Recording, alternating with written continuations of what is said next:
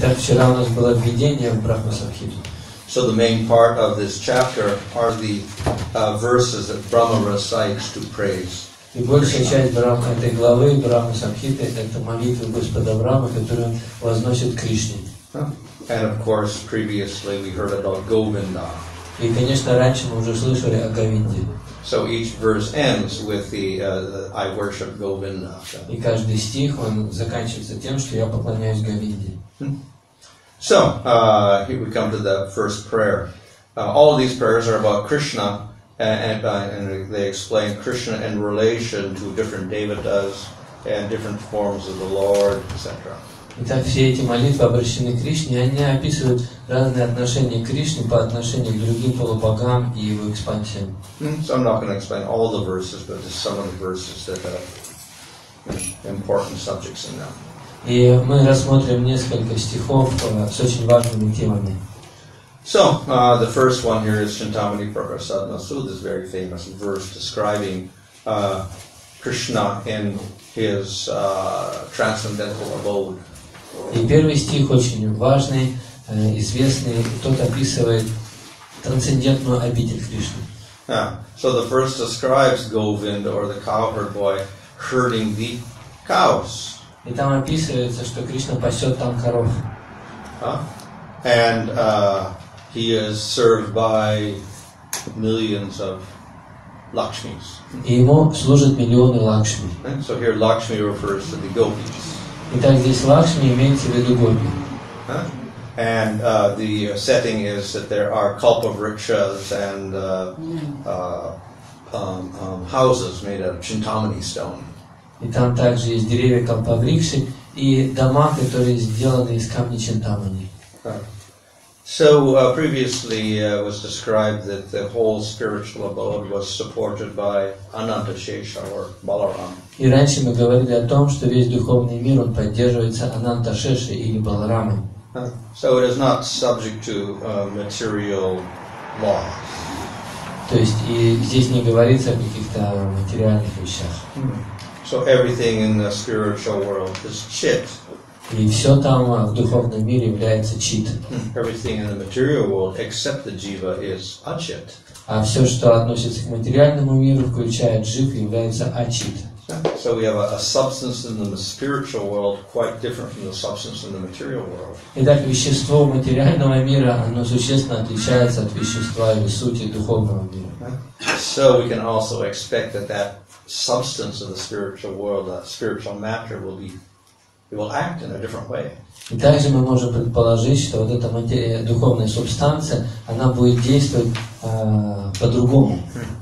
Ultimately, the expansion of Krishna's Chit Shakti, Antaranga Shakti, Surf Shakti. В действительности это является экспансией от разных шакти Господа перечисленных. So we can say, in one sense, it's part of the Supreme Lord. It's part of the Supreme То есть Lord. в каком-то смысле можно сказать, что это части выше Верховного Господа. We often hear the term, I don't know, it's Russian, but in English, the Shakti and the Shaktiman are non-different. И мы часто слышим, по крайней мере в английском, что Шакти и Шактиман не отличны друг от друга. So Shaktiman means the possessor of the Shakti. Шактиман означает тот, кто владеет Шакти. So Shakti does not exist by itself. The Shakti comes from another entity. Итак, Шакти, оно не существует отдельно от кого-то, оно исходит из какого-то существа. So we say the Shakti and the person that the Shakti comes from are non-different. И мы видим, что Шакти и та личность, из которой Шакти исходит, не отличны друг от друга. Now in our philosophy, Vachintaveda, we say even the material Shakti, Bahiranga Shakti, and the Lord are non-different. Но мы говорим в нашей философии, что даже Бахиранга Шакти, живые существа, и Господь не отличны друг от друга. And the Tadasa Shakti or the Jiva Shakti is also non-different from the Lord. Бахиранга материальная энергия не отличны друг от друга, а Татастха Шакти и Господь тоже не отличны друг от друга. So we have oneness of the Jiva with the Lord. Итак, у нас есть единство Дживы и Господа. But different from the oneness of Shankar's philosophy. Но все равно это отличается от того единства, которое описывается в философии Шанкарачарьи. Because simultaneously we have Veda, we have difference. Потому что одновременно с этим у нас есть Веда, то есть отличие. So everything is, all the Shaktis are one with the Lord, but the Swarup Shakti or the Chit Shakti of the Lord is very like the Lord, being spiritual. Итак, все эти энергии, все эти шакти не отличны от Господа, но Сварупа Шакти, Сварупа and Владимир. Well, the Swarup Shakti, Chit Shakti, Antaranga Shakti, all the same thing. Ну, да, Антаранга Шакти или Сварупа Шакти, они все очень близко связаны с Господом. Swarup Shakti means Swarup means the Lord Himself, so it's the Lord's own Shakti, integral to His, or intrinsic to His very self. Потому что Сварупа Шакти это форма Господа, это та энергия, которая непосредственно является связана с Господом. Bahiranga means outside. Бахиранга означает внешнюю энергию. So it's one with the Lord, but it's also very separate from the Lord. The Antaranga Shakti is different from the Lord, but very close to the Lord. То есть Бахиранга Шакти, она не отлична от Господа, но в то же время удалена от Него. Антаранга Шакти, она очень близко относится к Господу. So everything in the spiritual world is quite different from everything in the material world. Поэтому все, что находится в духовном мире, отличается существенным образом от того, что находится в материальном мире. Everything cooperates with the Lord's will and His pastimes. Там все соотносятся с играми Господа и Его волей. So therefore we have trees, and what are they? They're kalpa-vrikshas. Поэтому, если там есть деревья, то это деревья калпаврикши. So kalpa-vriksha is a tree that gives anything you want. Калпаврикши — это деревья, которые дают все, что вы хотите. Of course, in the spiritual world, they don't want anything except service for Krishna. Конечно, в духовном мире они не хотят ничего, кроме служения Кришне. And then we have the chintamani. All the stones are chintamani. Yeah, you take the stone, and anything you want, you get from the stone also. И все камни там — это камни чинтамни. Вы берете такой камень, и все, что вы хотите, этот камень исполняет ваши желания. So this type of matter, so to speak, is quite different from material things. То есть все эти вещи, они отличаются от материальных вещей. Actually, we have in the material world, we have people like Sai Baba who make things appear, like objects appear, and everyone is fascinated by that. И в материальном мире у нас есть такие личности, как Сай Баба, которые проявляют разные предметы, и все приходят от этого в восторг. But everything in the spiritual world is like that. You go to the tree, ask for something, it comes out. You go to the stone. Но в духовном мире все таково. Вы подходите к дереву, что-то просите, и это проявляется. Подходите к камню, что-то просите, и это тоже у вас есть. And even the jivas in the spiritual world, they're all satya sankalpa. И все дживы в духовном мире являются сати санкалпа. Which means that every desire they have is fulfilled. Это означает, что все желания, которые у них есть, они исполняются. So they don't even need the kalpavriksha or the chintamani. They can just wish for something and it's fulfilled. Поэтому им даже нет необходимости иметь чинтамани или калпаврикшу. Все, что они хотят, все исполняется. So in that sense, it is said that the jiva could manifest any form he wanted in the spiritual world. И поэтому говорится, что джива может проявить любую форму, которую она хочет в духовном мире. So if he wants to be a tree or a bird or a deer or a dog or whatever, he can be that if he wants to. Если она хочет быть деревом, собакой, каким-то другим животным, она может и быть. So apparently there are some jivas who do that. И очевидно, что есть такие дживы, которые делают это. But generally in our sampradaya, we more or less favor developing one strong relationship with the Lord in a certain rasa, and then we fix our form, and that's considered more, let's say, blissful. Но в нашей сампрадае считается, что если вы развиваете определенные отношения с Кришной, обретаете определенную расу, то вы зафиксированы в этой расе, и от этого вы получаете большее блаженство. So anyway, in the spiritual world, everything is quite different. So that's expressed here by saying we have kalpavrikshas and shantamani, etc. But you don't even need those actually, because each jiva could manifest so many things by himself also. Итак, в духовном мире все отличается от того, как устроено в материальном мире, поэтому там все деревья калпаврикша, все камни чинтамани, но даже нет необходимости в этих камнях и деревьях, потому что все там дживы могут сами исполнять свои желания. But because all the jivas have prema, they will always cooperate with the will of the Lord. Но поскольку у всех джив там, у них есть према, то все свои желания они соотносят с желанием Господа. All their desires are simply to try to please the Lord. Все их желания состоят в том, чтобы просто удовлетворять Господа. So if they happen to go to a kalpavriksha and ask for anything, only for service to the Lord. И поэтому, если они подходят к калпаврикше и что-то просят, то просят они только то, что им необходимо для служения Господу. So anyway, in this way, the jivas become completely satisfied because every single desire in relation to pleasing the Lord can be fulfilled. И поэтому души там, они полностью удовлетворены, поскольку все желания, связанные с удовлетворением Господа, там исполняются. So, everything is wonderful in the spiritual world, and here we have, particularly we have all the gopis serving Krishna with great respect. И да, все в духовном мире замечательно, и здесь в особенности мы имеем то, что гопи с особым почтением служат Господу. So this is a general description. Итак, это общее описание. Okay, that's a translation, whatever like that. So, fine. And then we have another verse describing the actual form of Krishna. И затем следующий стих, другой стих, где описана форма Господа. But generally, for the jiva, his first desire is to see the Lord. Первое желание дживы – это увидеть Господа. And that's considered to be a great step in our spiritual advancement, when we can see the Lord. Это считается таким значимым шагом в нашей духовной жизни, когда мы можем увидеть Господа. But of course, seeing does not imply just looking at Him; it also implies some sort of relationship with the Lord. Но увидеть Господа не означает просто смотреть на Него, это означает вступить в определенные отношения с Ним. And then service to the Lord. И затем служение Господу. But in any case, because we want to see the Lord, we appreciate the form of the Lord. Но в любом случае, поскольку мы хотим видеть Господа, мы начинаем ценить Его форму. So therefore, we have many descriptions of the form of Krishna. И поэтому есть много разных описаний форм Господа, форм Кришны. So this description is very typical. И это описание очень типичное. It describes his complexion. Здесь описан цвет его тела. It says so. His asita ambuda sundarangam. He has beautiful limbs, which are the color of a black cloud. Говорится, что у него замечательные части тела цветом черной тучи. Asita means not white. Асита означает не So белый, that means black. значит черный. And ambuda is a cloud. Ambu means water. Da means giving. So that which gives water is a cloud. Амбу это вода, да это дает, значит вот так описано облако. So Krishna is beautiful, but actually he's beautiful because he is this color. И говорится, что Кришна красивый, но говорится, что он красивый, потому что у него такой цвет. So we have the word Shamsundar to describe Krishna.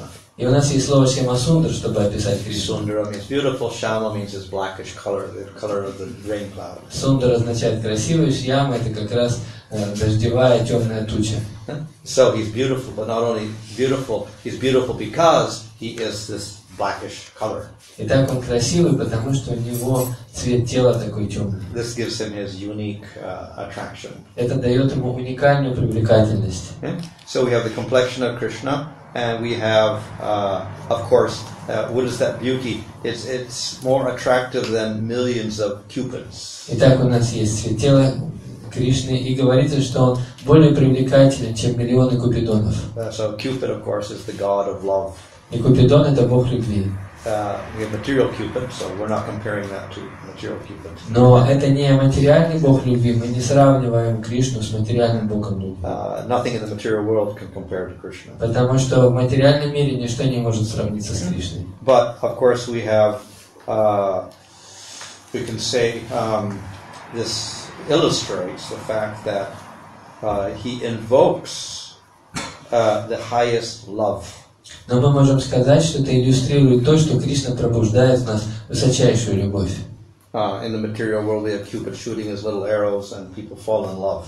В материальном мире там Купидон стреляет во всех стрелы, и они влюбляются. And this is particularly Madhurya Rasa. И это Мадхурья раса. Material Madhurya Rasa. Материальная Мадхурья раса. So with Krishna, for suitable persons, that beauty invokes Madhurya Rasa. И в отношении с Кришной это называется Мадхурья раса. So it is said that when the young women of Mathura saw Krishna come into the arena of Kamsa, then they saw him as Cupid. So that means they invoked their Madhurya Rasa. И есть описание, что когда женщины Мадхуры, они увидели Кришну на борцовой арене, то они увидели его как самого Купидона. Это означает, что у них проснулась эта Мадхурья раса. So here when it says he's more beautiful than millions of cupids, then it actually means that he is very, very attractive for the gopis. И когда говорится, что он более привлекательный, чем миллионы купидонов, имеется в виду, что он привлекателен для гопи. And he's wearing his crown with the peacock feathers. И он носит на голове корону с павлиньими перьями. Which is very typical. Это очень типичное на самом деле. So this is part of Krishna's Vanavesh. That means his forest outfit. Итак, это такое лесное одеяние Кришны. So in Vrindavan, Krishna goes into the forest every day, and when he comes back, then he's all decorated with things from the forest. Итак, Кришна каждый день во Вриндаване отправляется в лес, и когда он возвращается из леса назад, то он как раз украшен такими лесными украшениями. So have a forest garland made of wildflowers. У него есть гирлянда, которая сделана из диких цветов лесных. They have minerals in the forest, so he may paint his body with the minerals. Также с помощью минералов он раскрашивает свое тело. And they make flower ornaments for Krishna's ears and crowns, etc. И из цветов, лесных цветов, ему делают серьги и корону. And then he has peacock feather. И затем у него есть павлиний перо. So this is his typical dress in Vrindavan. When anyone that recognizes Krishna, they'll see that peacock feather and then think of Krishna. И это типичное одеяние Кришны. И все узнают Кришну по павлиньему перу в голове. First line, he has eyes like lotus petals. И в первой строке, в первой линии говорится, что у него глаза как лепестки лотоса. So often, of course, even his face is compared to a lotus, his feet are compared to a lotus, his hands are compared to lotuses. So the lotus represents great beauty. Итак, его стопы сравниваются с лепестками лотоса, и руки тоже с лепестками лотоса. Это сравнение означает особую красоту. Lotus is very fragrant. Лотос, к тому же, очень ароматный. And it's very cooling. И очень охлаждающий. So his eyes are like lotuses because of the beauty, you can say the fragrance, etc. Итак, его глаза сравниваются с лотосом, поскольку они очень красивые, ароматные, охлаждающие. Also, we can say the shape is like a petal. И также форма их напоминает лепесток лотоса. And there's Krishna's eyes are also very special because they're reddish. И также глаза Кришны особенные, потому что они красноватого оттенка. The tips are pinkish. Потому что кончики там, они такие розоватые. That's also like the lotus, pink lotus or whatever. То есть это тоже напоминает такой розовый лотос. So, the eyes are very famous because not only they're beautiful, but they glance. И его глаза, они известны не только потому, что они красивы, но потому, что он ими смотрит. So when Krishna glances, he gives his mercy. И когда Кришна смотрит, он дает свою милость. So his glance gives joy to everybody that gets his glance. И поэтому тот, кто получает этот взгляд, он получает милость Кришны и становится радостным. And here he's got his, he's playing his flute. И здесь говорится, что он играет на своей флейте. So this is also the special mark of Krishna in Vrindavan. И это тоже особое отличие Кришны во Вриндаване. He uses the flute in the forest. Он использует свою флейту в лесу. He can call the cows with his flute. Своей флейтой он может призывать коров. Of course, he can also call the gopis or the cowherd boys or the animals as well. Также он может звать и пастушков, и гопи, и других животных также. And when Krishna comes home in the evening, everybody is waiting for him to come, and then they hear the sound of his flute. И когда вечером жители Вриндавана ждут Кришну домой, они все могут услышать флейту Кришны. And immediately everyone becomes very excited when they hear that sound. И тогда все становятся очень радостными, когда слышат такие звуки. So there's many descriptions of that, how the sound of the flute produces great ecstasy for everyone. И есть много описаний того, как, заслышав флейту Кришны, люди приходят в экстаз. It's considered to be one of the outstanding features of Krishna. И это считается одним из выдающихся качеств Кришны. The sweetness of that sound is indescribable. И сладость этого звука, ее невозможно описать. So we'll invoke prema of different sorts. И она пробуждает разные виды премы. everyone hears it, and it stimulates their type of prema. For the gopis, it's Madhurya Rasa. For Mother Yasoda, it's Vatsalya Rasa. For the Kakar voice, it's Sakya, etc. То есть они стимулируют ту прему, которая есть у каждого существа. То есть у мамы Ишоды это родительскую любовь, у гопи супружескую и так далее. So it's not only a sound; it's the highest form of music. И это не только звук, но это высочайший уровень музыки. So it's described how it has raga. Там описано, что у нее есть рага. So raga is a special selection of notes. Рага это отборные ноты. And there are many different ragas. И есть много разных раг. And they all invoke different moods. И они все вызывают разные настроения. So we have some for different seasons, like the monsoon season ragas there. И есть раги для разных сезонов. Например, для сезона дождей есть своя рага. So this raga evokes the rainy season. И эта рага, она вызывает то, что начинают идти дожди. And then we have, I think there's one for the summertime, very hot raga. И есть также очень жаркая рага, она для лета.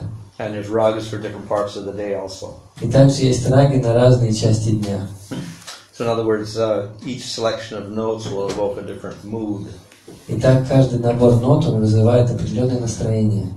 So through that, Krishna can convey his moods as well as his messages that he wants for different persons. И благодаря этому, благодаря такой игре на флейте, Кришна передает свое настроение. So this is a type of the flute is a messenger of Krishna. Итак, флейта это посланник Кришны. Just like we can send letters, Krishna can use this flute to send messages to different people. Так же, как мы можем писать письма для того, чтобы отправлять свои послания, также Кришна играет на флейте для того, чтобы разные люди его услышали. And of course, it's not just the message, but it's filled with prema. И это не просто послание, но это все наполнено любовью, премой. We saw previously how through the flute, the Gayatri mantra came out and entered into Brahma's ears and came out of his mouth. Мы раньше уже говорили, как через флейту Гайатри мантра вошла в уши Брахмы и потом вышла из его рта. So the flute sound contains all mantras as well. Итак, флейта содержит в себе также все мантры. In fact, the gopis criticize the flute. И в действительности гопи не критикуют флейту. Because when they hear the sound, they all go crazy. Потому что когда они слышат звук флейты, они все сходят с ума. So they say, that flute must have some mantra in it, because mantras, you use mantras to bewitch people and make them go crazy, etc. in India. И они говорят, наверняка у этой флейты есть какие-то особые мантры, поскольку в Индии известно, что мантры могут сводить людей с ума, делать их сумасшедшими. Well, anyway, the flute is famous also. Но также, то есть флейта, она очень известна также. So here's a description of Krishna as realized by Brahma. И теперь приводится описание Кришны, как его осознал или реализовал Брахма. So normally we think Brahma sees, realizes Vishnu, Garbhodaksha Vishnu, and gets teachings from him, etc. But here we see he realizes Krishna. Обычно мы думаем, что у Брахмы есть осознание Гарбхадакаша и Вишну, он от него получил мантру, разные наставления, но здесь мы видим, что он также и сознает Кришну. So this is very suitable because the whole purpose of the Bhagavatam is to glorify Krishna. И это все является подходящей темой, потому что цель всего Бхагаватам – это прославить Кришну. And who is the originator of the Bhagavatam? Brahma got the Bhagavatam in 4 verses. А кто является передачей там Бхагаватам? Брахма получил Шримад Бхагаватам из 4 стихов. So if Brahma didn't realize Krishna, how could he have a Bhagavatam? How would we get a Bhagavatam that has Krishna as the main subject? И поэтому, если бы Брахма не понимал Кришну, то как он смог бы передать Шримад Бхагаватам, где Кришна является главным действующим лицом? So, therefore, it's very appropriate that we have a description here of Brahma realizing Krishna and all of his beauty. Поэтому это очень соответствует общей теме, что Брахма, он осознает Кришну. Okay. Second verse. Okay.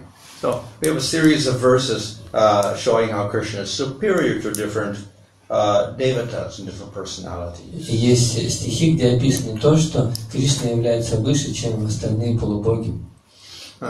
So Durga is very popular in India with many Durga temples. Durga, Kali, and so many temples like that. Дурга, Кали очень популярны в Индии, и у них есть много храмов. So this, of course, we know that Durga is Prakriti, Shakti of the Lord, Bajiranga Shakti. И мы знаем, что Дурга это Шакти Господа, Бхахиранга Шакти. So, of course, very powerful. То есть она очень могущественна. And for that reason, because she actually controls Prakriti, people worship her. И по этой причине, поскольку она контролирует Пракрити, то люди поклоняются ей.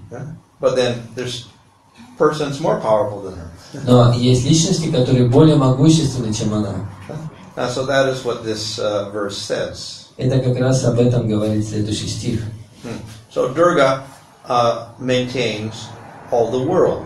Итак, Дурга, она поддерживает все миры. So Bhuvanani Vibharti Durga, she supports all of the worlds. Итак, она поддерживает все миры. But she is only the shadow.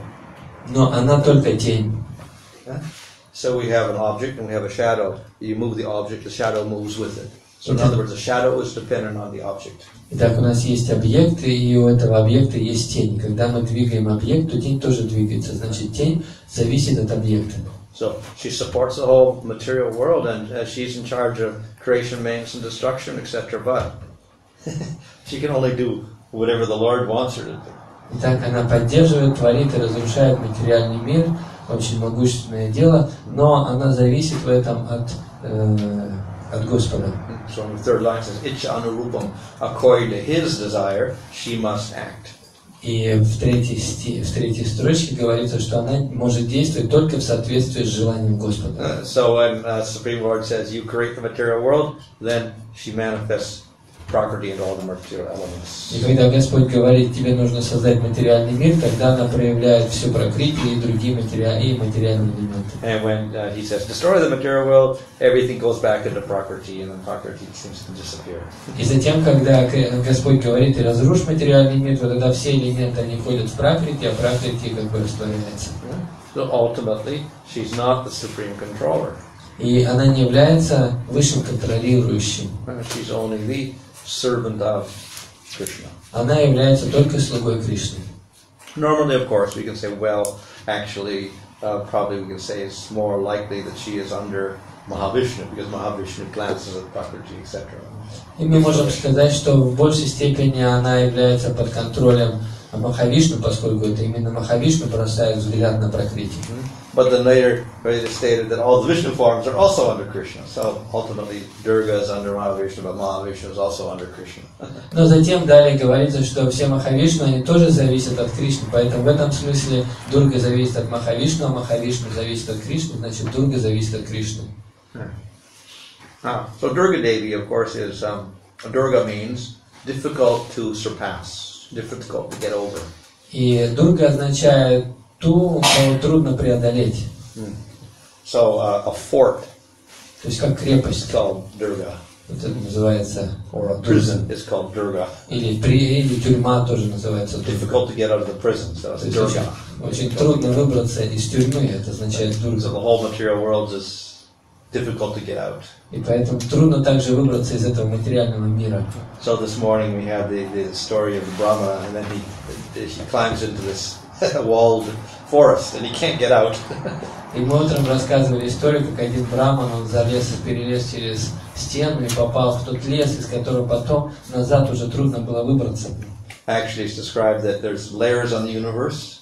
И говорится, что есть слои этой вселенной. And each is 10 times thicker than the other. И каждый последующий слой в 10 раз там толще, чем предыдущий. So if we multiply, you'll see that the layers get huge. И если мы сделаем расчеты, то мы увидим, что эти слои, они огромные. The center part's like this, and you've got these huge layers outside, so you can never get through the layers. Even if you got to the inside of the universe, you can never get out. It's so vast. То есть сама Вселенная может быть маленькая, но вокруг нее столько слоев, что из них выбраться очень трудно. But in any case, we're bound up by karma, so we can never get out. Но в любом случае мы связаны здесь кармой, поэтому мы никогда не сможем выбраться. So all of this is operating within Prakriti and under Durga Devi. Итак, все это оперируется Пракрити под руководством Дурга Деви. So for that reason, many people worship Durga Devi. И по этой причине многие люди, они поклоняются Дурга Деви и ее силе. So through the law of karma, she punishes everybody. И по законам кармы она наказывает всех. So we see all these weapons in her hands. И мы видим все это оружие у нее в руках. So very powerful because she gives everybody karma. И так она очень могущественна, потому что она каждому раздает по своей карме. But she's doing everything under the will of the Lord. The Lord makes the law of karma. Но все она действует по желанию Господа, потому что это Господь, Он создает этот закон кармы. And it's He who tells Durga Devi to manifest the universe. И Он дает команду Дурга-деве, чтобы та проявила материальную вселенную. She cannot act on her own. Она не может действовать независимо. So that's why the glance of Vishnu is necessary for Prakriti to get activated. Вот почему взгляд Господа необходим для того, чтобы Пракрити пришла в активное состояние. Okay. So Durga Devi is actually married to Shiva. И в действительности Дурга-деви, она выходит замуж за Шиву. So then Shiva is the master of Durga Devi. Итак, Шива является господином Дурга-деви.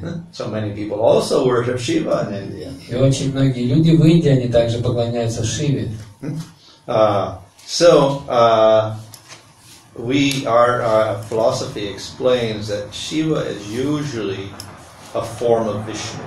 И наша философия объясняет, что Шива обычно является формой Вишну. So he's actually not a devata like the other devatas. Поэтому в действительности он не такой девата, как все остальные. He's not a jiva. Он не является дживой. Usually the other devatas are jivas. Другие деваты, они обычно дживы.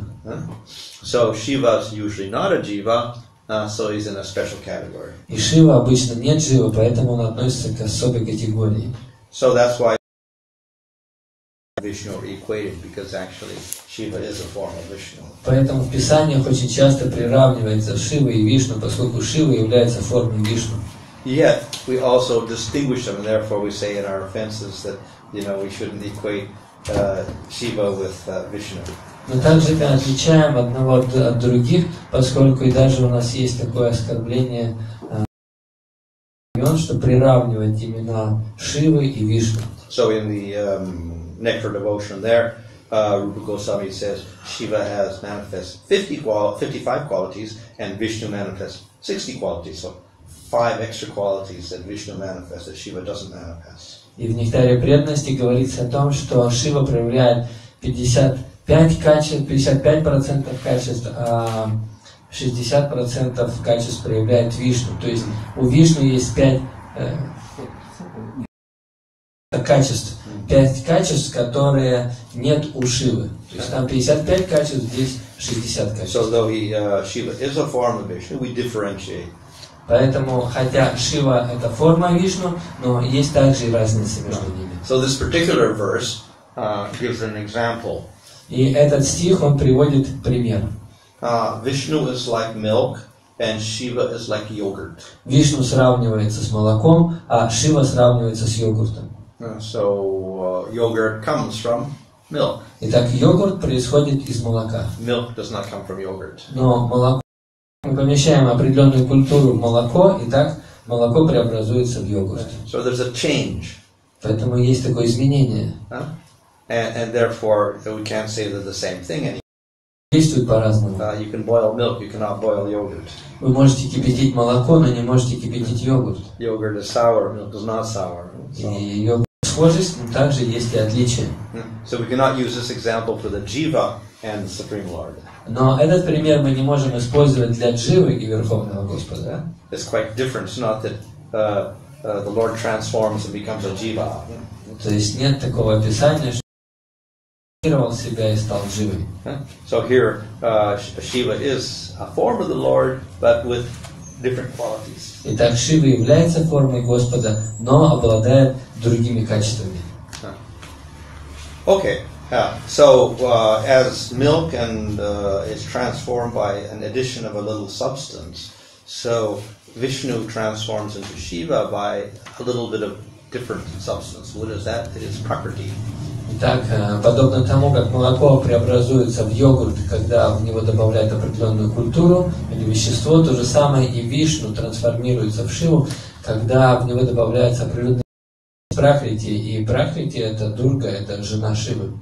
So he has a closer relationship with Prakriti than Vishnu does. Итак, у Шивы более близкие отношения с Пракрити, чем они есть у Вишну. And his function is a little bit different. И его функции, они отличаются немного. So we know that Shiva is in charge of Tamagun, И мы знаем, что Шива отвечает за Тамагуну, which is the lowest of the gunas. что является самой низшей среди гун. Vishnu is in charge of Sattva guna, which is the highest guna. Вишну отвечает за Саттва-гуну, которая является самой высокой гуной. Brahma is in charge of Raja guna, middle guna. Брахма отвечает за среднюю гуну, гуну Раджаса. Being in charge of Tamagun means also he's in charge of Ahankara, which is also Tamagun. И то, что Шива отвечает за гуну невежества, также означает, что он отвечает за Аханкару, что тоже связано с невежеством. И также он отвечает за разрушение. Which is also Tamagun. Destruction is Tamagun. И разрушение это тоже Тамагуна. And he's in charge of all the Tamagun entities. И также он отвечает за всех тамагунных существ. So he deals with Tamagun a lot. Итак, у него очень много общения с Тамагуной. In fact, he gets criticized by Daksha because he sits in the place where they burn up all the dead bodies, which is very Tamagun. И за это его критиковал Дакша, за то, что он сидит в тех Where they burn the bodies. где они, в крематориях. And he takes the ashes from the dead bodies and smears it all over his body. И он берет пепел из этих крематориев и намазывает себе по телу. And sometimes he has a garland of skulls around his neck. И иногда у него гирлянда из черепов на шее одета. So he looks very much in association with the mode of. It's also a Vishnu form. He is not affected. Но ачарьи говорят, что несмотря на то, что он очень близко общается с Тамагуной, поскольку он является формой Вишну, то на него это никак не действует. So though sometimes the scriptures say, oh, he's affected by Tamagun, actually not so, if he is a Vishnu form. И хотя Писания говорят, что он подвержен влиянию Тамагуны, в действительности это не совсем тело, которое не отлично от него самого, так же, как и у Господа. So he's beyond material influence ultimately, because he's a form of Vishnu. И он вне пределов влияния материальной энергии, поскольку он является формой Вишну. Но он очень близко общается с материальной энергией и в особенности с Тамагуной. И он не проявляет всю ту силу, которая есть у Вишну. And Krishna is the source of Brahma. И также Кришна является источником Брахмы. So we have the example of the yogurt and the milk for Shiva. У нас есть пример молока и йогурта. Now, of course, Rupa Goswami explains sometimes a jiva in a universe can become Shiva. И Рупа Госвами объясняет, что бывают такие ситуации во Вселенной, когда джива становится Шивой. In that case, then that Shiva could be affected by the gunas. И в этом случае такой Шива может быть подвержен влиянию гун. So now with Brahma, another example is given. А в случае с Брахмой дается другой пример. Brahma is the creator. Брахма творец. So that's expressed in the third line. Jagadanda Vidana Karta. He is the producer of Jagadanda, the universe. Это написано в третьей строке, что он является творцом Вселенной. But we already know. So, therefore, the example is given of the sun and the sunstone. И приводится пример солнца и солнечного камня. So, sunstone is a particular gem. Солнечный камень – это определенный драгоценный камень. We put the gem in the sun, it absorbs the sunlight. И когда мы этот камень выносим на солнечный свет, то он поглощает в себе солнечный свет. So we take it out of the sun, and then it's still hot, and we get glow coming out of it. А когда мы заносим теперь его этот камень в тень, то он по-прежнему теплый остается, и он тоже может еще светить. So by association with the sun's qualities of heat and light.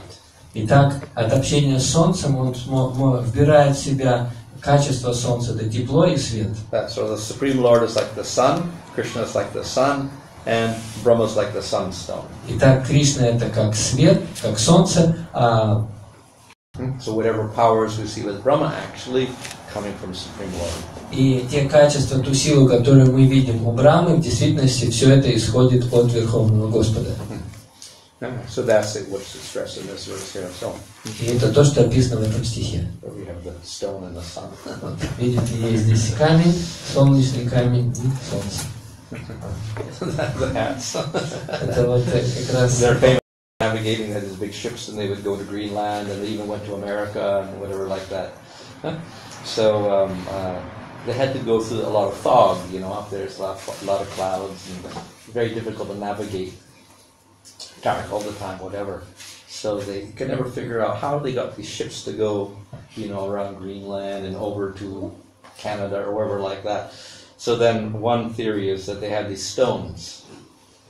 И есть такая версия, очень далеко в Гренландию, даже в Канаду, и там все время был туман, и было темно, и как они могли находить путь для своих кораблей. И одна из версий такая, что у них были вот эти солнечные камни, с помощью которых они могли освещать себе путь. These stones are very sensitive, so you put the stone in different places, and from that you could figure out where the sun was, even though you couldn't see the sun because it was all cloudy.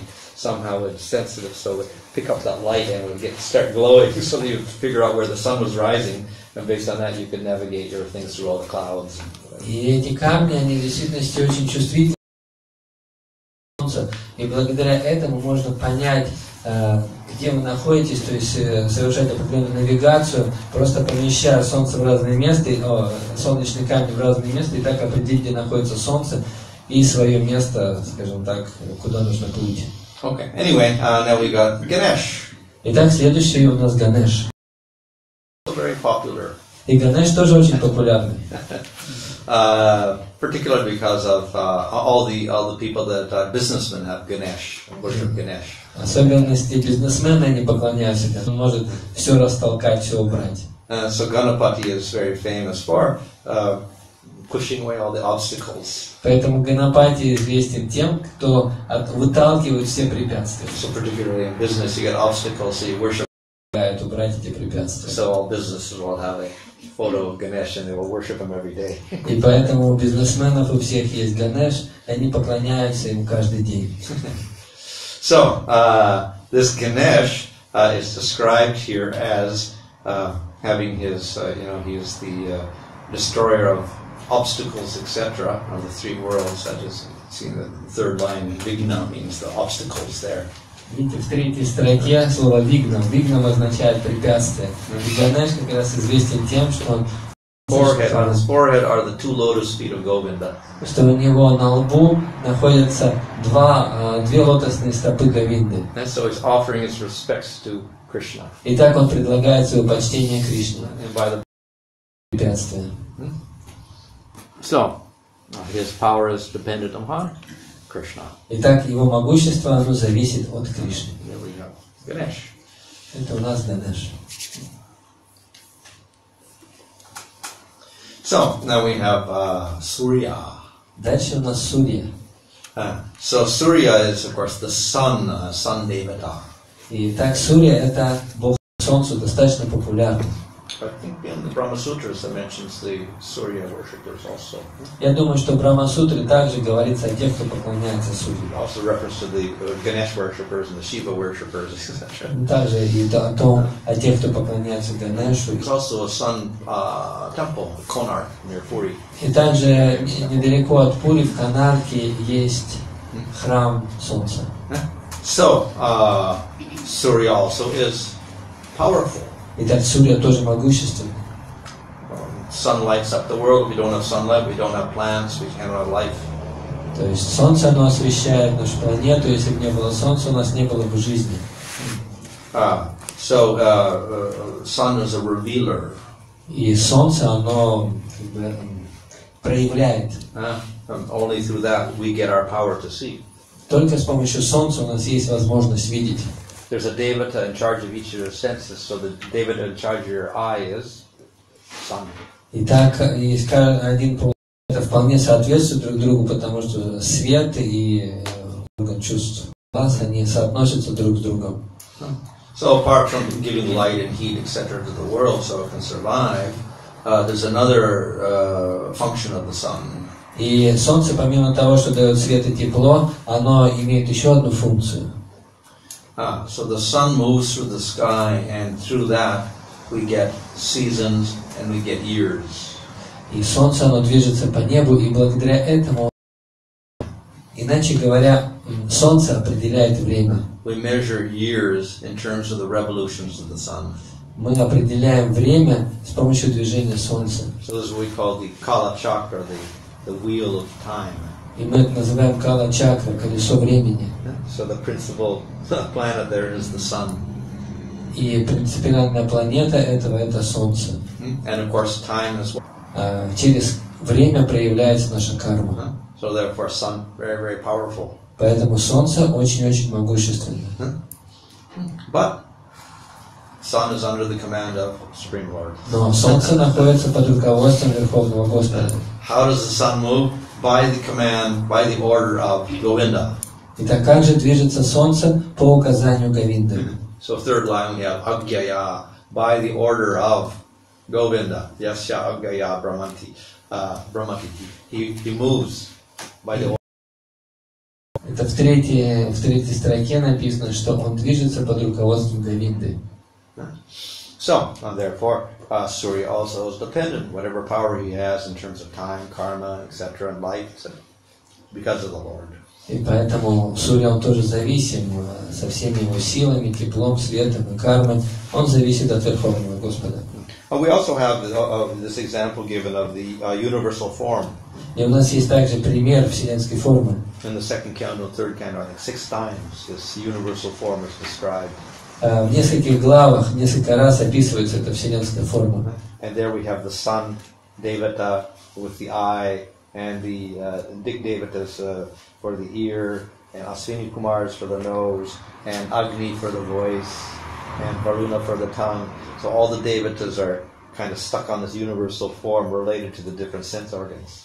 И в описании этой вселенской формы говорится, что там у этой вселенской формы есть разные чувства, познающие чувства, действующие чувства, и разные полубоги, они отвечают каждый за свое чувство в этой вселенской форме. But form can do nothing.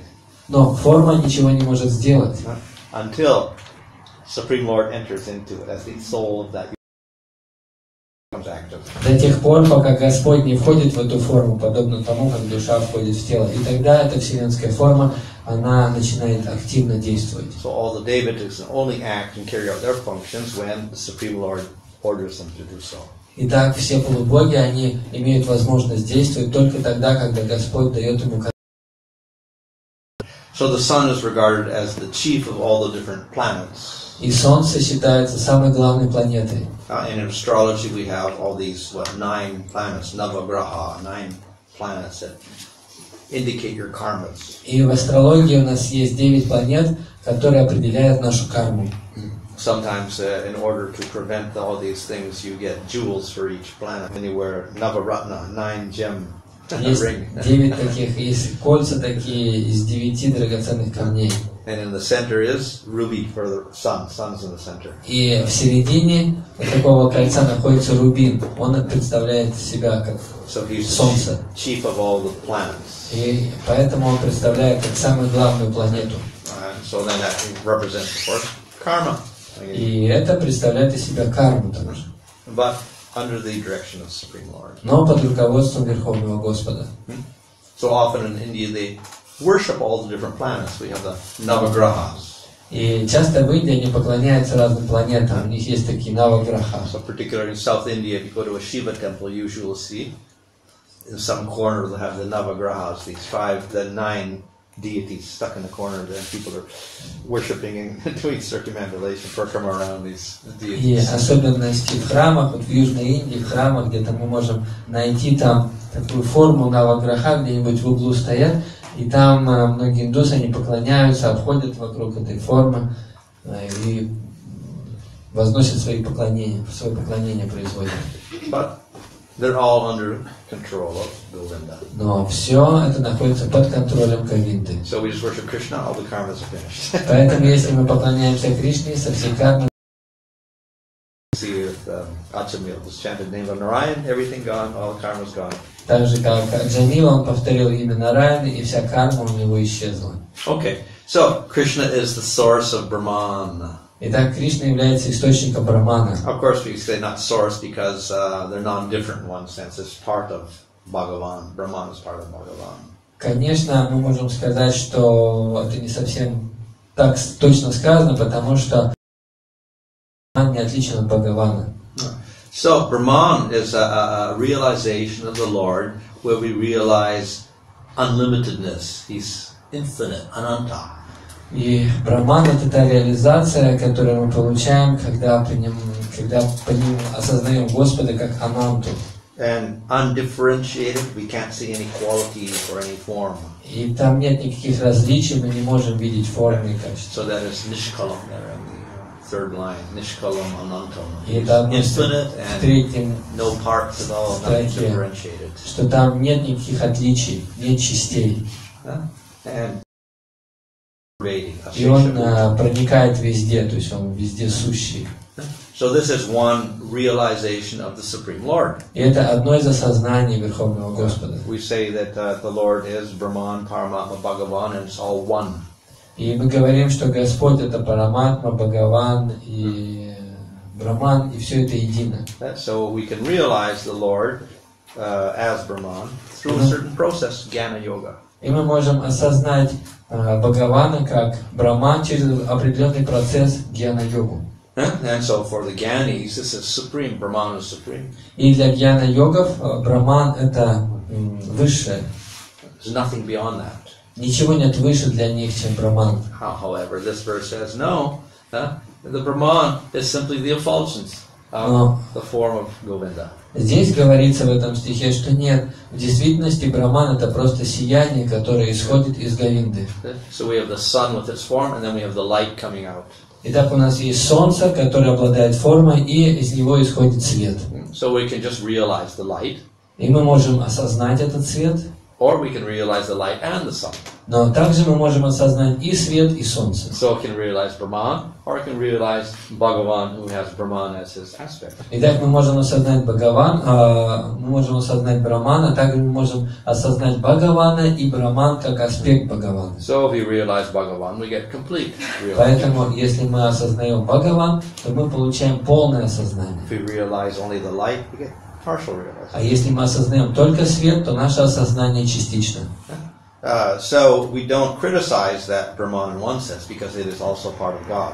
И мы не критикуем Брахман, потому что он является частью Бога. But at the same time, it's not the final realization or complete Но realization. в то же самое время он не является полным осознанием. It's like realizing the light of the sun without the sun. Это подобно тому, как осознать солнечный свет, не осознавая солнце. Okay. So, Krishna is the source of the Purusha avatars. И также Кришна является источником Пуруша аватар. So we have Garbhodakshaya Vishnu, Kshirodakshaya Vishnu, and we have Mahavishnu. These are the Purusha avatars. Итак, у нас есть три Пуруша аватара. These are also called forms of Paramatma. И также они называются формами Параматмы. And their function is manifestation of the material world. И функция их состоит в том, чтобы они действуют в материальном мире. So as presiding over Prakriti is Mahavishnu. И Махавишну, он руководит Пракрити. Presiding over one universe is Garbhodakshaya Vishnu. А Гарбхадакшая Вишну, он руководит одной вселенной. Presiding over each jiva in the universe is Kshirodakshaya Vishnu. А руководит Дживой внутри этой вселенной Гарбхадакшая Вишну, Кширодакшая Вишну. So on three levels, Vishnu witnesses everything in Prakriti. И на трех уровнях Вишну, он наблюдает за всем, что происходит в этой вселенной. These Purusha avatars all are manifested from Govinda. И все эти Пуруша-аватары, они проявляются из Говинды. So previously we had the example of the shadow. Durga was like a shadow. И до этого у нас был пример тени. Дурга является тенью Господа. And then we had Shiva was like yogurt. А Шива был связан с йогуртом. But here, a different type of analogy is given. Purusha avatars are like a light we light a candle, we light another candle, we light another candle. А здесь приводится другой пример, пример свечи, которую зажигают от другой свечи. И так далее. Each candle has a light, and each light is like the other, very similar to the other light. Итак, свечи, они горят одинаковым светом. Yet one was the original light. Но все равно у одной свечи есть изначальный свет. So like that we have Govinda, and then we have all the other forms of God. И подобно этому у нас есть Говинда и есть все другие формы Господа. They're all the same, they all give the same light because they're all Bhagavan. Instead we have the Swayam Bhagavan Krishna. У них у всех один и тот же свет, потому что все они являются Бхагаваном, но у одного из них, один из них является изначальным светом, и это Бхагаван Шри Кришна. Okay, so Krishna is also the source of... Аватар означает тот, кто не сходит. So when a form of the Lord manifests in the material world, we call him an avatar, he descends. И когда Господь проявляет себя в материальном мире, мы называем его аватарой, тот, кто не сходит.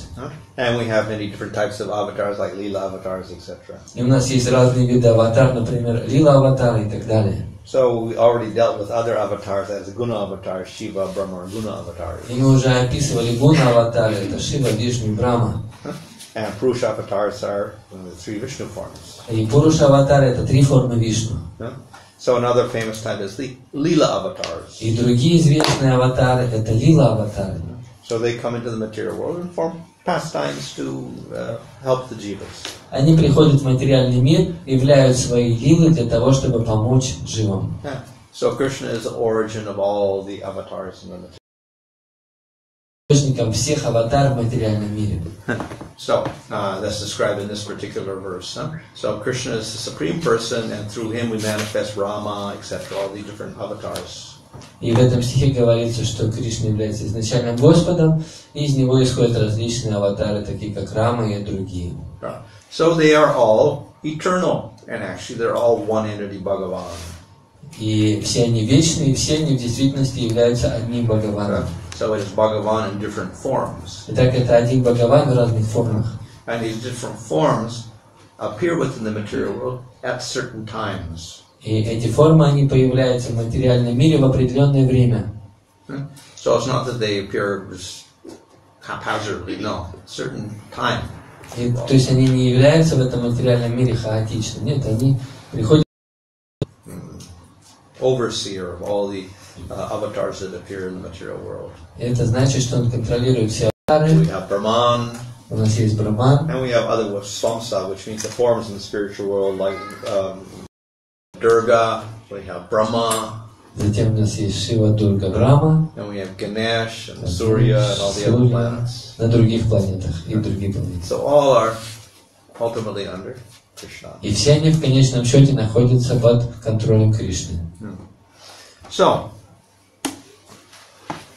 how do we attain Krishna? Through Bhakti Yoga. И как нам достичь Кришны? С помощью бхакти-йоги. And so this verse also very famous. If you have eyes anointed with prema, then you can see Govinda. Известен, что если наши глаза умощены бальзамом любви, то мы сможем увидеть Кришну. We have to have eyes of bhakti anointed with prema. Должны быть глаза бхакти, смазанные премой. So there's a certain process by which we can realize Krishna. И есть ли такой процесс, с помощью которого мы можем осознать Кришну? Not all processes will lead to Krishna. Не все процессы ведут к Кришне. So Jnana Yoga, Karma Yoga, Ashtanga Yoga will not lead to Krishna.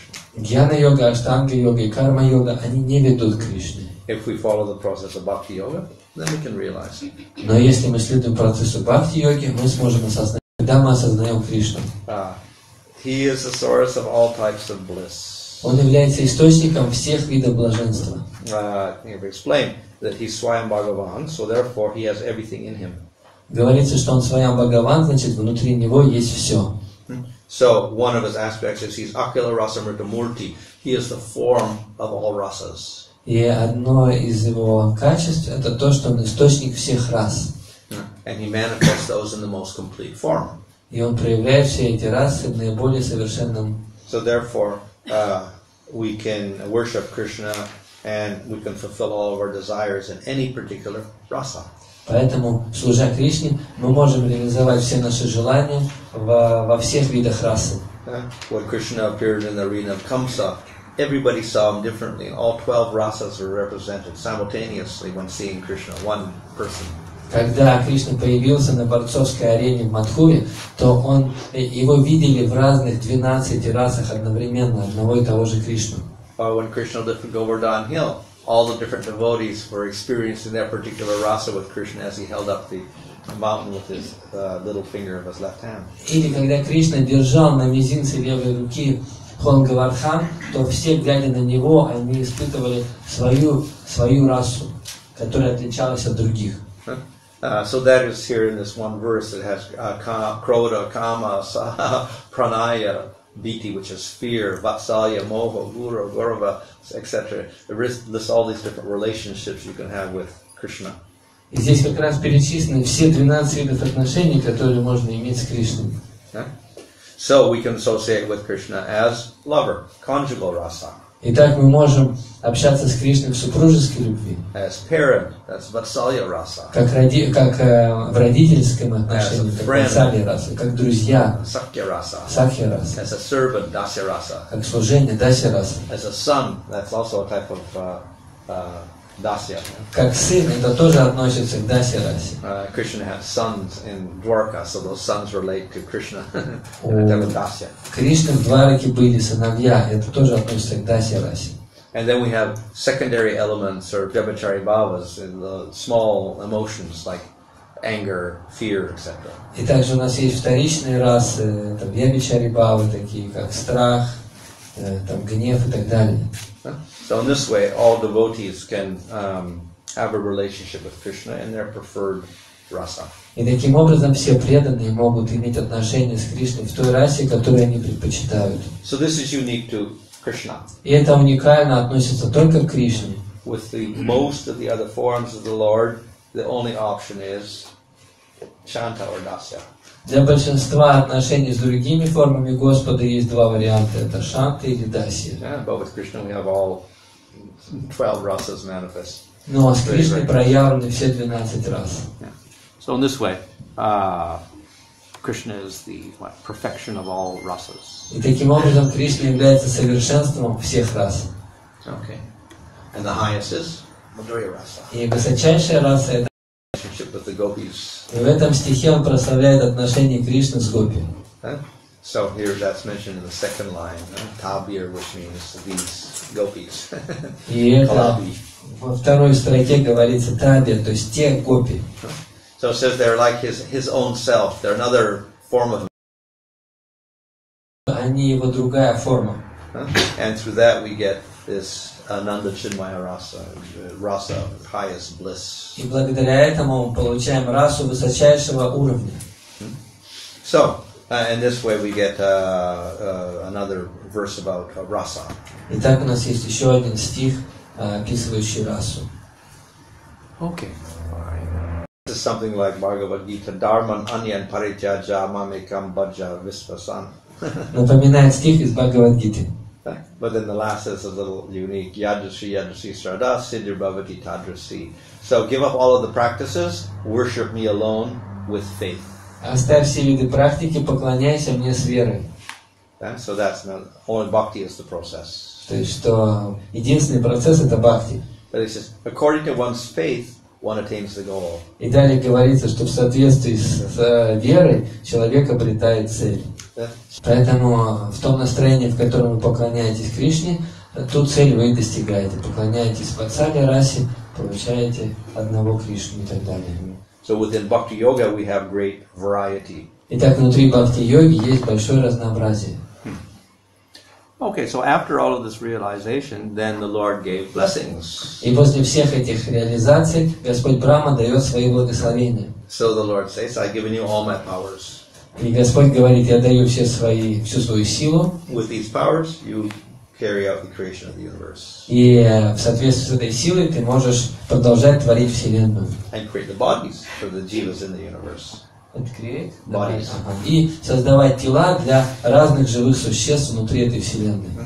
So, in this way, Brahma, through sound, mantra, he got realization of Krishna, and he got power, and he could carry out the creation of the material universe. Итак, благодаря этим звуком, этой мантры, Брахма, он получает силу от Кришны.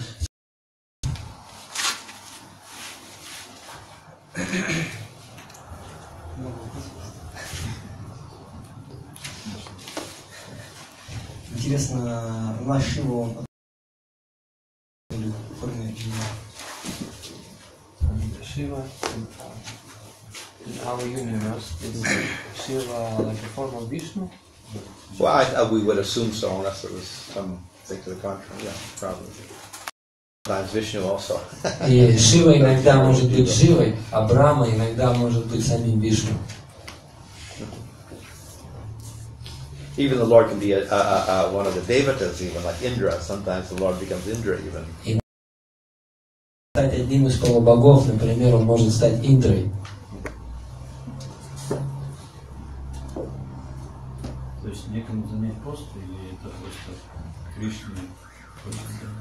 Why so? Because there is no qualified Jiva to take this post, or because there is a desire of Krishna? More like the desire of Krishna. В большей степени это желание самого Кришны. He wants to associate with a certain type of devotee at that time. Он просто хочет общаться с определенными преданными. А есть какое-то объяснение, почему Шрила Прабхупада именно 30 и 32 стих из Бхактиведанты для утренней службы? Is there some explanation why Srila Prabhupada chose the particular two verses from Brahma Samhita for the greeting of the deities? Oh, well, I think that came, why that was chosen, because that was on that record that was produced by Jamuna Devi. Я думаю, I don't know. а почему Ямуна Деви выбрала эти два стиха, я не знаю.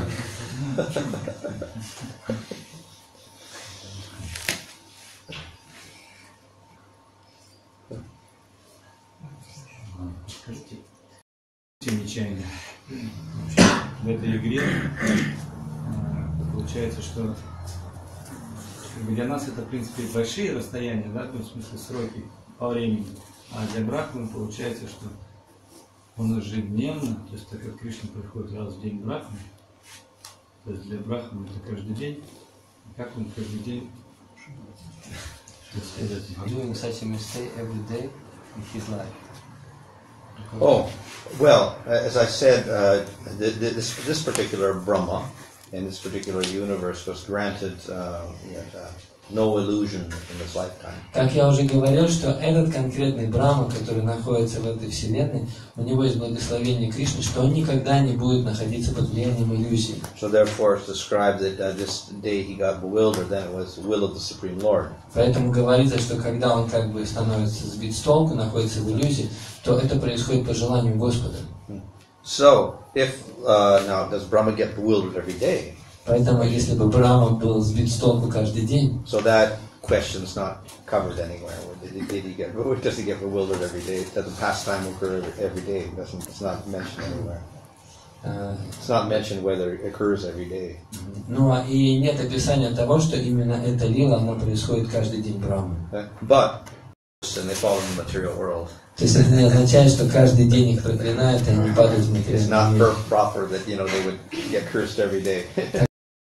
Обычно это другие демоны, которые становятся Хираникашипу, а не те As for самые. Brahma, I don't know. Maybe he doesn't get bewildered every day. This is an occasional Поэтому event в also. отношении Брахмы я не знаю точно, вполне возможно, что не каждый день происходит такая игра. И Семинар слушали, Шиварам Махараджи, Махараджа, там они говорят, что вот эти три этапа требуют положения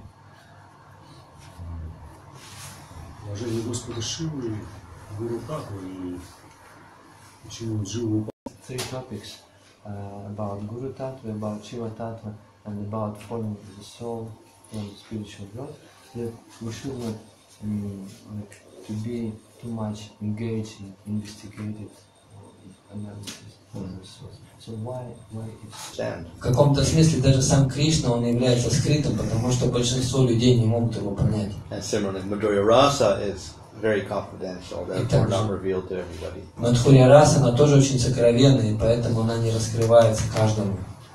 So that's because generally, even if we're intelligent and whatnot, still it's beyond our intellectual capacity. We cannot understand. И поэтому даже если мы очень разумны, то все равно есть.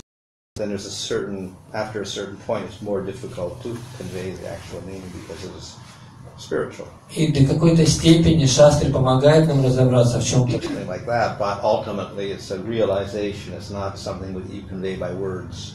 Итак, мы можем читать объяснение, что Кришна такой, такой, но в действительности это дальше больше относится к реализации, потому что может быть описан материальными словами.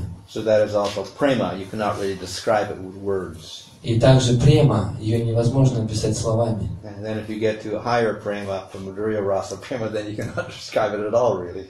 И когда вы обретете высшую прему, то тогда вы сможете понять, что это означает. But then, of course, the scriptures do describe it, but then it's something like this. That's all we can say. Но, конечно, Писания описывают это тоже, но они описывают так как бы просто образно, like a hint. Кришна, спасибо большое за лекцию. А вот вопрос такой, то, что тогда Господь Нрисимхадев явился первый раз, или значит то, что он являлся единственный раз? И как бы второй вопрос, почему она не помнила данную форму? Lakshmi told that she never saw such a form before. So why so? Does it mean that? It's in the Bhagavatam itself. Это говорится в самом Бхагаватам. So, two explanations are there for that. И есть два объяснения этого. One is that the Lord can appear in all these Nrsimha. Каждый день, как Чакшуша Аватара. Чакшуша Манвата. But this time, he may be even more ferocious than ever. Но в этот раз он может быть более свирепый, чем раньше. So this would be astonishing even to Lakshmi to be over. И другое объяснение таково, что под влиянием йога майи она тоже может быть сбита с толку. The Yoga Maya influence probably because generally,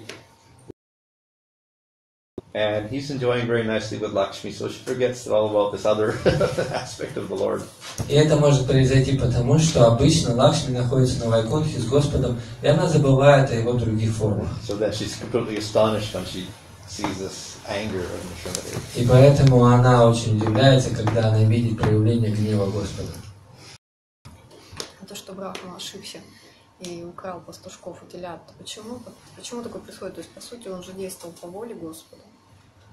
This Brahman Vimohananila, if it is the will of the Lord, the bewilderment of Brahma. So one was not happy with Brahma. If it's well, we can't say one or the other. He is one nature of the Supreme Lord is he's Gambhira, which means very deep or very profound. И одно из качеств Господа это Гамбира, то есть он очень глубокий. And nobody knows what he's thinking. И никто не знает, что он думает. Доволен он или недоволен, никто не знает. So even the Kumaras, when Vishnu spoke after they cursed the doorkeepers, etc., then Vishnu spoke, and then the Kumaras are wondering, what does he mean? What is he telling us? Даже в том случае, когда Кумары прокляли Джая Виджая, и потом они разговаривали с Господом, они не могли понять, что он им говорит, что он имеет в виду. So the Lord is silent, and then everybody's perplexed. What does he mean? So when, in the case of Brahma, he offers all his prayers, and Krishna's standing there, and Brahma's confused. Is he happy? Is he sad? He doesn't know. И поэтому Брахма молитву не мог понять, что же чувствует Господь, счастлив он или нет. But actually, those prayers are very famous. Но в действительности эти молитвы, они очень известны. And we see all the different acharyas have written huge commentaries on those prayers. И многие ачарьи, они написали объемные комментарии на эти стихи. So they actually they have a lot of, substance in them. И поэтому в этих молитвах очень много сути. And our acharyas, they analyze this very carefully. И наши ачарьи, они анализируют очень внимательно эти молитвы. So that actually his prayers are quite profound. Поэтому эти молитвы. И поэтому, если выглядит так, что Кришна не очень доволен, это только внешне так может показаться.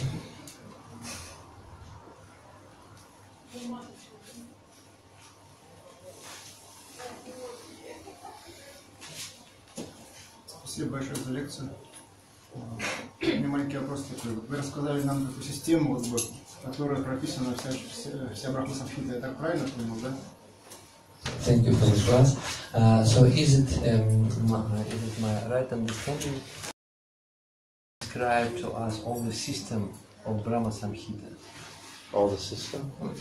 Yeah, Well, the main verses. Да, основные стихи. Yeah, not all the verses, the main verses. Тогда у меня вопрос, там есть такой стих 59-й, по-моему, по порядку. И в этом стихе говорится о 8 направлениях, которые...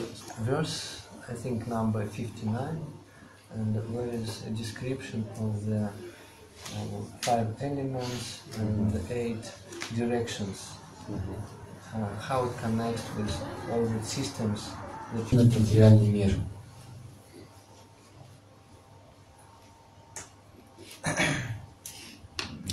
Слышал, что Брахма, он как бы распространяется на духовном мире. Слышал также, что на материальном только пронизывает тоже. Хотелось об этом узнать. И еще...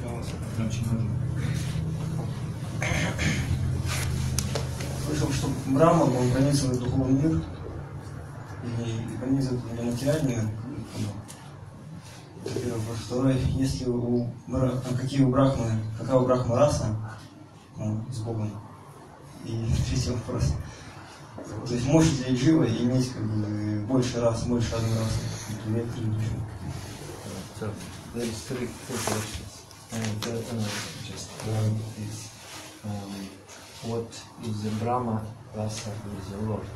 Brahma? Brahma. Das. У Брахма находится в дасе, расе по отношению к Господу. Then can the one soul have different races with the Lord simultaneously? Well, they can have mixed rasas. Расы могут быть смешаны. So we have dasi with a little bit of sakya, or sakya with a little bit of vatsalya, like this, you get mixtures. Дасья может быть немного смешана с ваксали и так далее. То есть расы могут быть смешаны. Now there is a form of shanta rasa. И есть форма шанта расы, where you can have various rasas manifested at different times. когда могут проявляться разные расы в разное время. So some people never fix a certain preference. Okay, everything's okay. И некоторые люди, они не зафиксированы в какой-то определенной расе, для них все расы хороши. And I think in the Vedanta Sutra also there's a form where you can worship. You worship everybody, all the different forms of the Lord, no particular form. Okay, Krishna's okay, Rama's okay, Vishnu's okay, Rishabhadeva is okay. So we never fix ourselves on one form. И в Брахма-сутре есть такое описание, что люди не поклоняются разным формам Господа, не фиксируясь на каком-то конкретном. Для них все формы Господа хороши. So we end up with a very general attraction for the Lord, but nothing real fixed. И у них, они заканчивают тем, что у них такая общая привязанность к Господу в целом, но ничего конкретного. So therefore you could worship Krishna in different ways on different days. Поэтому в определенные дни они поклоняются Кришне, в другие дни там кому-то еще. That's all very temporary. Но все это временно. So that's a type of shanta. И это своего рода шанта. And then he's asking about the Brahman. Brahman penetrates the material world and spiritual world. What is? Penetrate, or correct? Oh yeah. It can be all pervading, like the Lord is all pervading also. So it's like in the same way, Brahman penetrates the material world and spiritual world, or there is difference? Yeah, no, because it's all spiritual, so spiritual is different from material, so the spiritual can pervade the material and be beyond the material at the same time, inside, outside. Поскольку Брахман духовен, он может пронизывать материальный мир, при этом как бы это никак его не затрагивает. Вот, поэтому он также пронизывает духовный. So whether it's Brahman, Paramatma, Bhagavan, it's all pervading, whatever, inside, outside. Поэтому Брахман, Параматма и Бхагаван, они и снаружи, и внутри пронизывают все, для них нет разницы.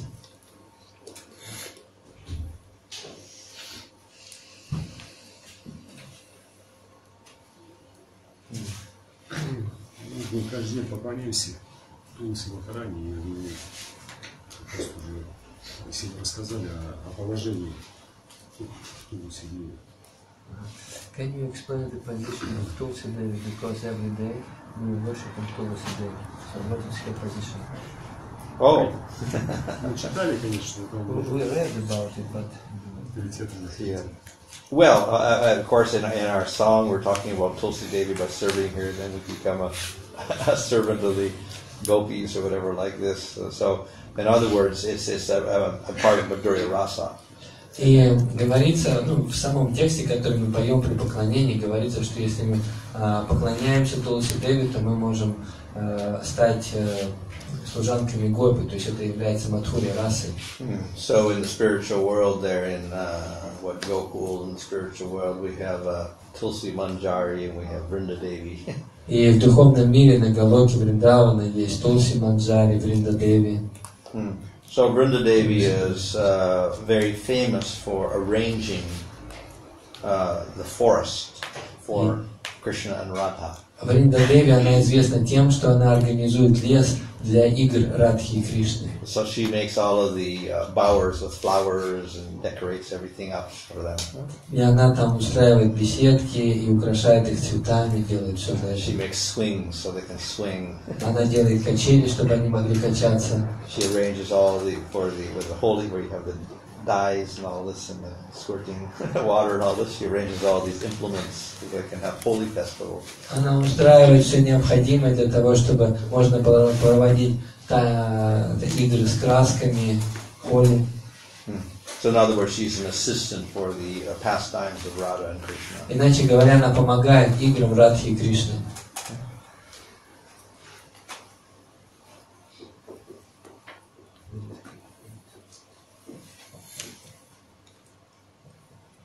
Yeah, no.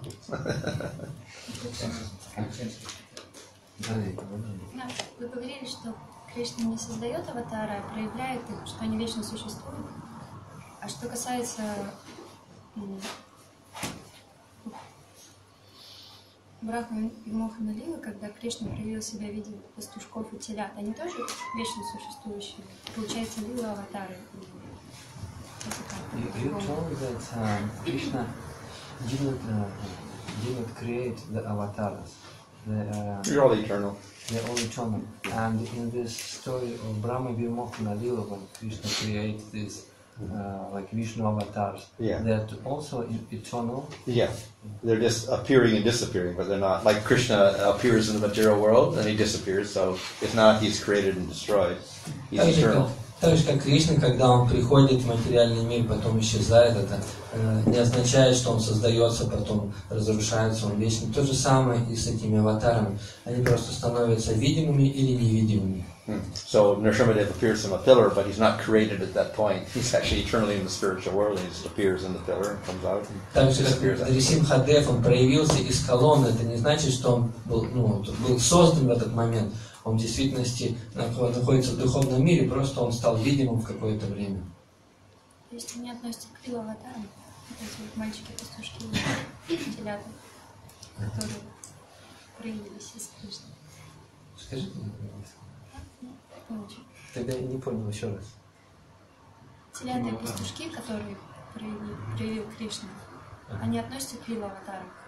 So, what type of avatars these boys and the cows in Brahma Vimohana Lila? They are Lila avatars?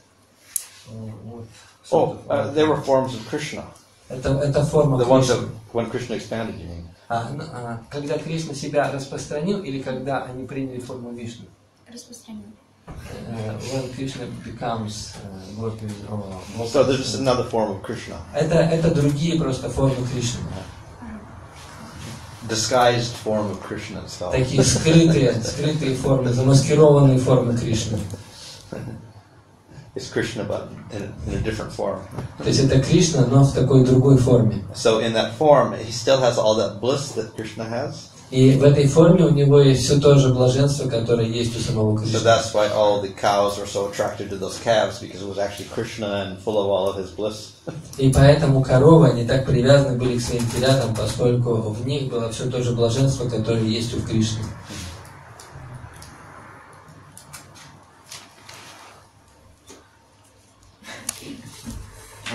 Я слышал то, что есть описание соотношения как бы по размерам материального мира и духовного мира. Например, ошибаюсь, 1 к 4.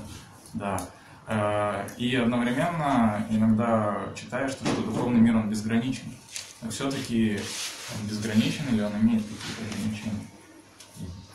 So I heard that there is a description that the material world is 1/4 of and from the other side the spiritual world is unlimited.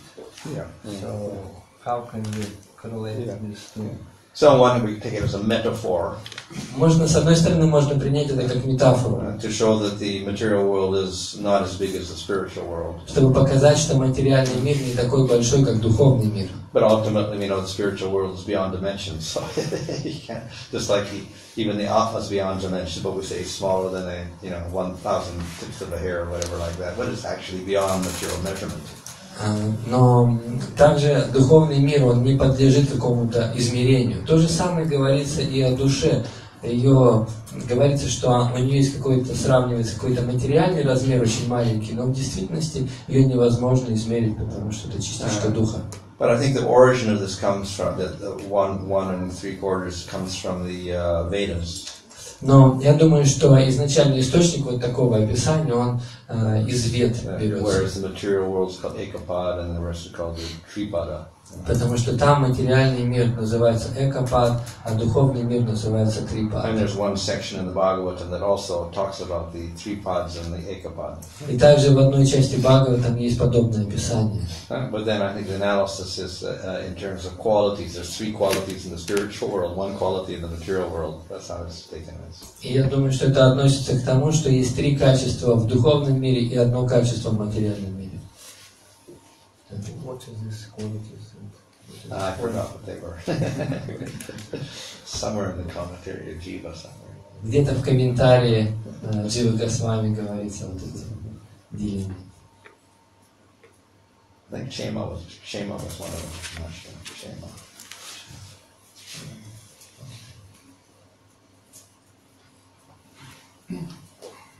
Вопрос. Ваше святейшество, Бхану Свами, скажите, пожалуйста, вот почему говорят, что можно,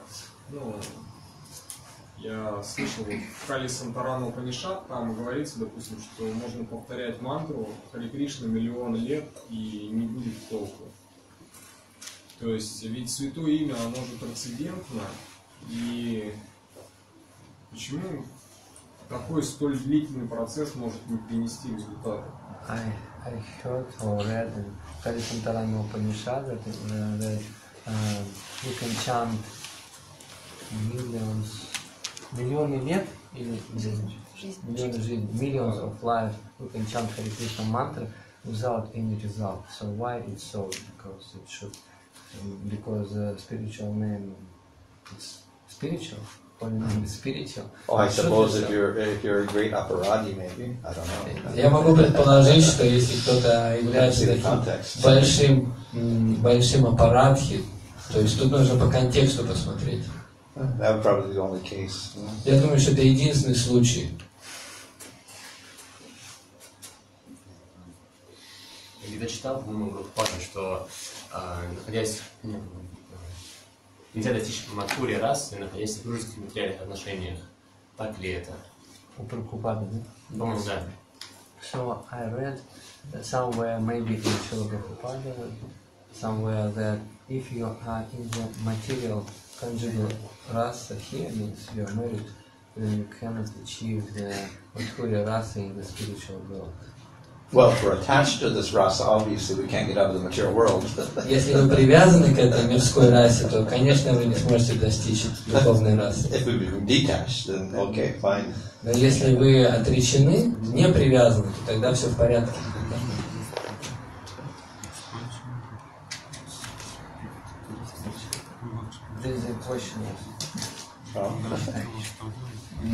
Имя Кришны — это сам Кришна. Святое имя очищает от всех анарх.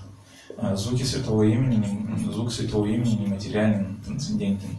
Почему Прабхупада говорит, звук Махамантры, услышанный от непреданного, отравляет, и сравнивает это с молоком, с которого коснулся языком змея? The question is, it is said that the holy name is spiritual sound vibration.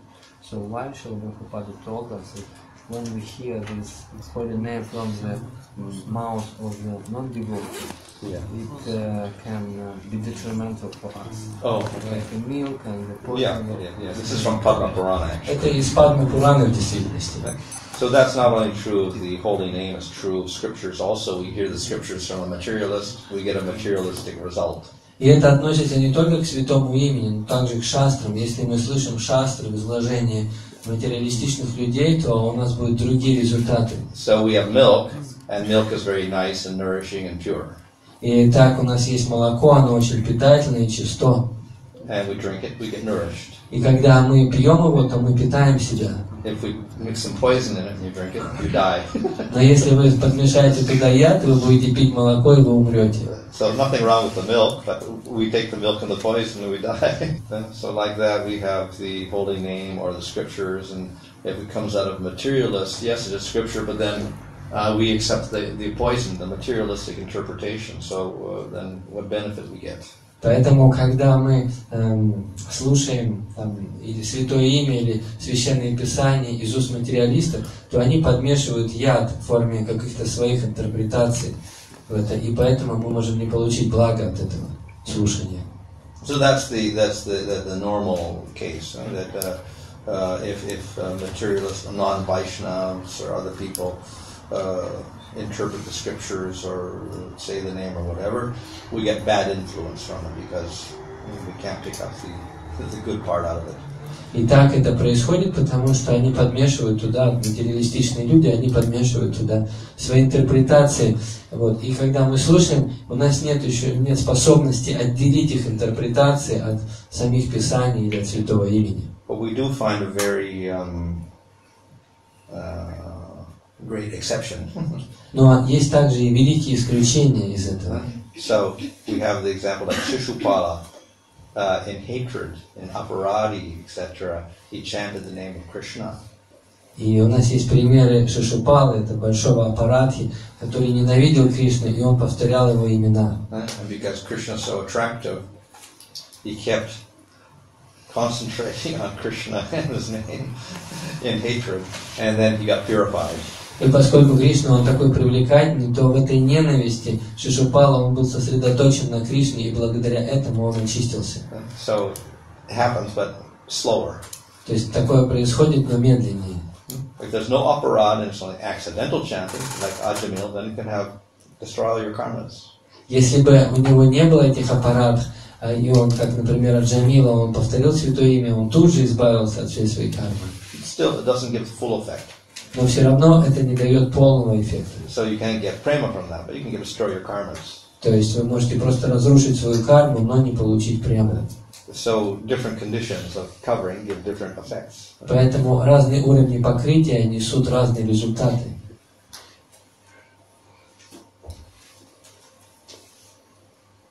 А туласи это в каждой туласи индивидуальная душа или как это жива? То есть она же засыхает. Говорится, тело оставляет. Does it mean that each tulasi plant is a particular soul? Well, it's an expansion of Tulsi Devi, just like all the Siddha associates of the Lord have expansions because they go with the Lord in the material world in different universes and many universes simultaneously. Это экспансия Тулси Деви. Подобно тому, как разные ситхи, преданные, они проявляют свои экспансии, когда Господь распространяется в разных вселенных, они тоже идут вместе с ним проявляя свои экспансии. And when Tulsi dried up, what does it mean? We can say maybe that's one of her leelas. Мы можем сказать, что это одна из лил, когда Туласи... Disappearance. Да, лила ухода Туласи.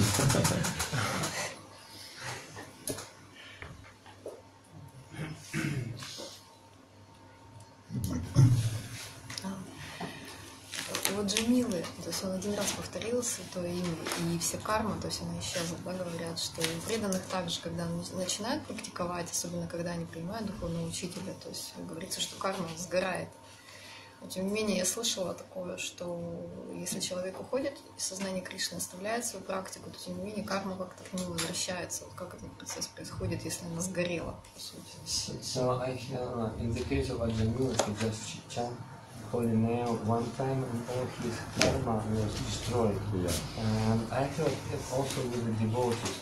But then I heard that when the devotee returned to material activity, all his previous karma again come to him. When he stopped his devotional practice and returned to the non-devotional activity, then all his karma that was burned again come to him. How it's possible? Because it was already burned. Yeah, well, in the case of Ajamil, when the Yamaduta saw him, they couldn't touch him. No karmas. Even he did simple activities after he was chanting the name of Narayan. So, yeah, he did simple activities after that. No effect. And when he died, the Yamadutas couldn't touch him. So no karmas from past or at the present affected him at all.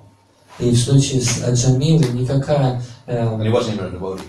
карма, он даже не был преданным, но никакая карма не могла его коснуться, ни прошлое, ни нынешнее, потому что он даже совершал какие-то грехи после, но и мадуты не могли его коснуться. And so it doesn't mean that when the devotee became, for some reason, materialistic again, that all his karma... It's not saying anything like that. Я не слышал такого, чтобы говорилось, что если преданный перестает практиковать и становится материалистом, что прошлая карма, она возвращается к нему. Я не слышал. То есть он ее заново зарабатывает. So it means that he again like make a new karma. Yeah. Да.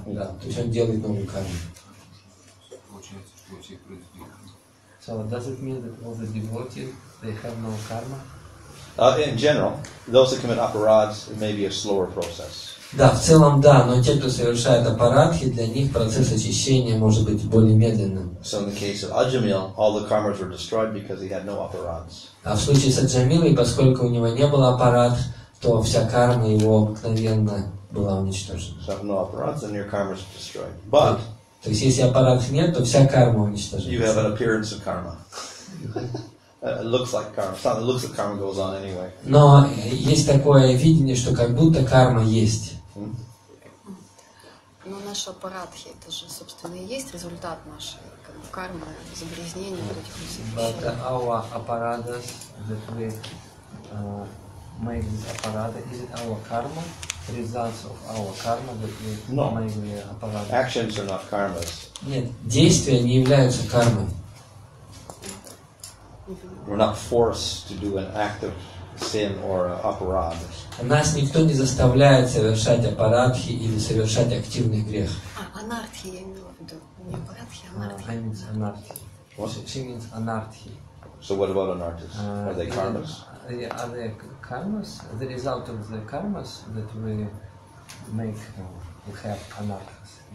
Oh, yeah, well, we have a carryover from previous lifetime of different impressions and stuff like that. So in that sense, yeah, we can say it's a result of previous lifetimes' impressions carrying in this lifetime. So I have dislike, this dislike, whatever like that. Мы можем сказать, что результаты нашей кармы состоят в том, что у нас есть разные самскары из прошлой жизни, что что-то нам нравится, что-то не нравится. So that's destroyed by bhakti. И это разрушается благодаря бхакти.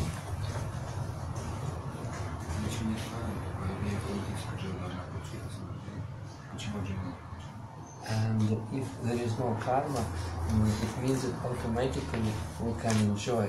So in this case, why Ajamila cannot enjoy? Should be liberated. Yeah. Why? He had a body though, didn't he? He had a body, so Why? So I'm saying that there's a semblance of karma that continues.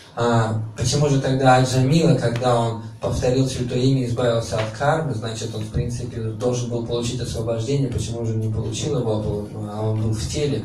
И Махарадж говорит, что есть подобие, то есть кажется, что карма есть.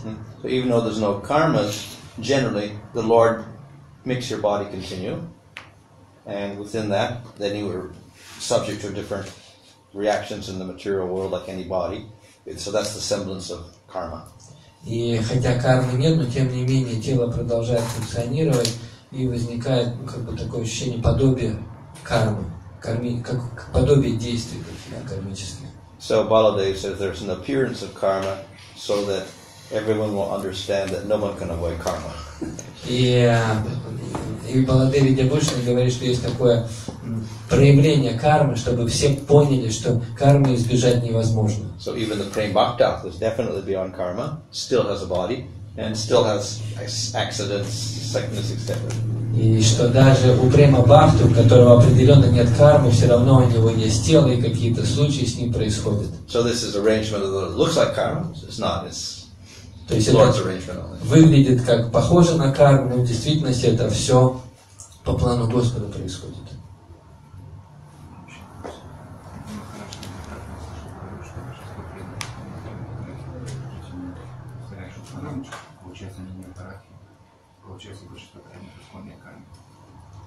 So you talked many times that the most of the devotees in ISKCON are Madhyama Adhikari. That means that they chant without, they chant Shuddha. So it means that they have no karma. Yeah. Unless they give it up ISKCON devotees, they have no karma. Yeah. It's like Ajamil, no karma. Да, как у Аджамилы, у них нет кармы. То есть Нандагапал Прабху говорит, что большинство преданных, согласно Махараджу, они повторяют Шудханаму, и, соответственно, у них нет кармы. Like Krishna says, that generally this idea of anarjana vritti, nishtaruchi, sakti, that's for people that commit aparadhas. И Вишванатха говорит, что вот эта идея, что есть руча, асакти и так далее, это для тех личностей, для тех преданных, которые совершают аппараты.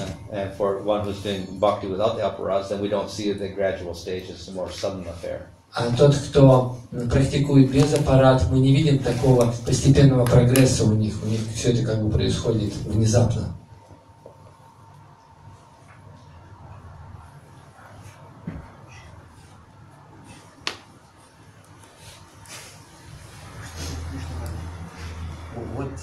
What does it mean, Krishna karma? Krishna karma, what does it mean? The words it used? А где это используется? Oh, Krishna karma, in one sense, activities for Krishna. Кришна карма означает деятельность для Кришны. Это значит преданное служение. Может, где-то вы имеете в виду?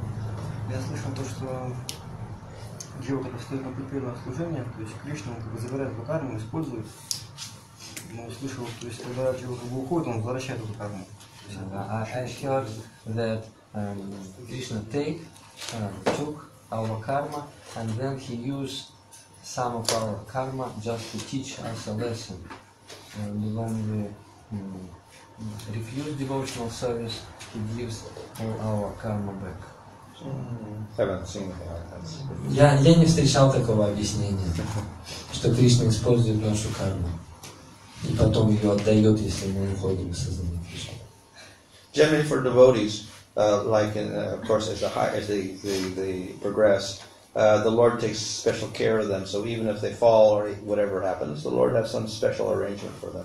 И Кришна заботится о своих преданных, что даже если преданный падает, то Господь все равно продолжает заботиться о них.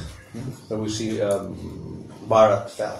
Например, мы видим или читали о падении Бхараты. But Lord makes special arrangements so as a deer, he could remember his past life. Но все равно Господь позаботился о нем, что даже будучи оленем, он мог помнить свою прошлую жизнь. So next life he got prema. И в следующей жизни он обрел прему. So good arrangements. Поэтому хорошие были, все было сделано хорошо для него.